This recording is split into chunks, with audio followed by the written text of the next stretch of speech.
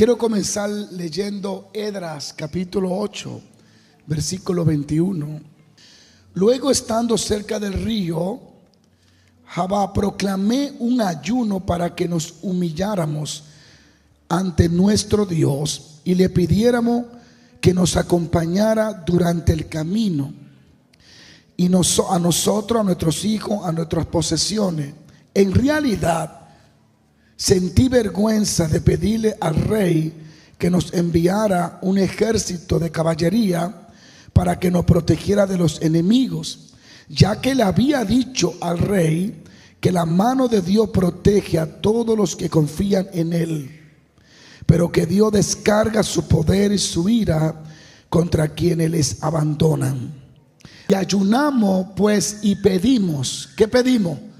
A nuestro Dios sobre nosotros, y Él nos fue propicio. Diga conmigo, Él nos escuchó. Cuando Jesús habló del ayuno, dijo: y cuando ayunen, ayunarán, y cuando ayunen, dando a entender que el ayuno no necesitas que Dios te diga cuándo ayunar. Claro, hay ayuno prolongado que, como son un riesgo a la salud, por ejemplo 40 días y 40 noches, siempre es bueno estar bien dirigido por el Espíritu Santo para esto, porque estamos hablando ya de 40 días y 40 noches sin ver pupusa ni arroz. Entonces hay que orar y pedir una dirección. Pero ayuno 6 de la tarde, 3 de la tarde, es un ayuno que no necesita que baje un ángel a decirte que lo haga. Hoy quiero hablar sobre el ayuno, usar el ayuno para humillarnos delante de Dios. Uno de los propósitos principales del ayuno es humillar nuestra alma, humillar nuestro ser, humillar nuestras vidas delante de Dios. Es uno de los principales funciones del ayuno. La iglesia actual ha dejado a un lado y ha olvidado una clave perdida para una vida cristiana de éxito que se encuentra a lo largo de la Biblia, y esa clave es el ayuno. Es imposible un cristiano tener una vida exitosa sin tener una vida de ayuno. No hablo de ayunar todos los días, pero creo que hay forma de ayunar entre semana. Es tan importante. ¿Qué es el ayuno? Mira a alguien y dile: ¿qué es ayunar? Es obtenerse voluntariamente de comida por razones espirituales. No estoy hablando de ayuno intermitente, que lo usa la gente para rebajar de peso. Hablo de ayuno que tú te obtienes de comer con una razón espiritual. Y dicho paso también te va a beneficiar en tu cuerpo. ¿Cuántos bendicen a Dios? Cuando ayunas, lo debes de hacer con razones o por razones espirituales, no porque quieres rebajar ni porque quieres verte mejor. El ayuno se hace para ser aceptado por Dios por razones espirituales.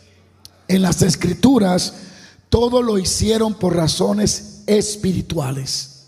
¿Cuánto bendicen a Dios? Y el principal objetivo es ayunar. Uno de ellos es para humillarnos delante de Dios.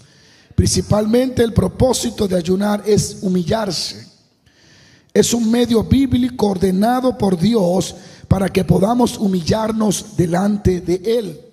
Le conviene a un arrogante ayunar, porque será quebrantado en la presencia de Dios, y esa arrogancia, esa soberbia, ese descontrol emocional va a ser sujetado. Sigo paro. Dios pide a su pueblo que se humille ante Él. Es una palabra que Dios siempre le ha dicho, pero muchos versículos de la Biblia enfatizan esto. Y quiero mirar 4 ejemplos del Nuevo Testamento de la necesidad de humillarnos delante de Dios. Primero, Mateo 18:4 dice: por tanto, el que se humilla como este niño será el más grande en el reino de los cielos. Eso está en el libro de Mateo, capítulo 18, verso 4.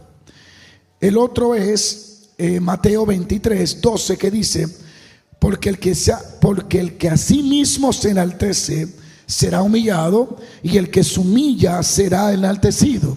Diga conmigo: el que se humilla, no el que lo humillan. El que se humilla, no el que lo humillan. ¿Me puede entender? Una cosa es que te humillen y otra cosa es que tú te humilles. En Santiago capítulo 4 verso 10 dice: humíllense delante del Señor y Él os exaltará. ¿Qué dice Santiago? Humíllense delante del Señor y Él, ¿qué? Los exaltará. Primera de Pedro 5, 6 dice: humíllense pues bajo la mano poderosa de Dios, para que Él os exalte a su tiempo. Cuando tú lees estos 4 versículos del Nuevo Testamento, tú notas algo muy importante, algo que muchos cristianos a veces no lo han captado, y cuando van a la presencia de Dios creen que Dios es que debe de humillarlo.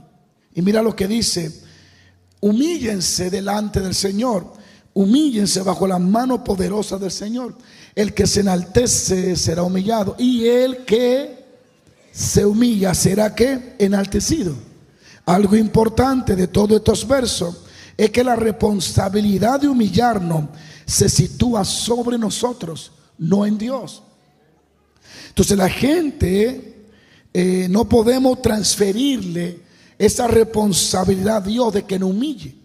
Y oramos diciendo: Dios, hame humilde. Y eso no es bíblico, porque Dios no es el que te va a hacer humilde. Los 4 versos que leímos dice que eres tú quien te humilla. No es Dios quien te humilla. Eres tú que tienes que humillarte, humillado bajo las manos poderosas de Dios.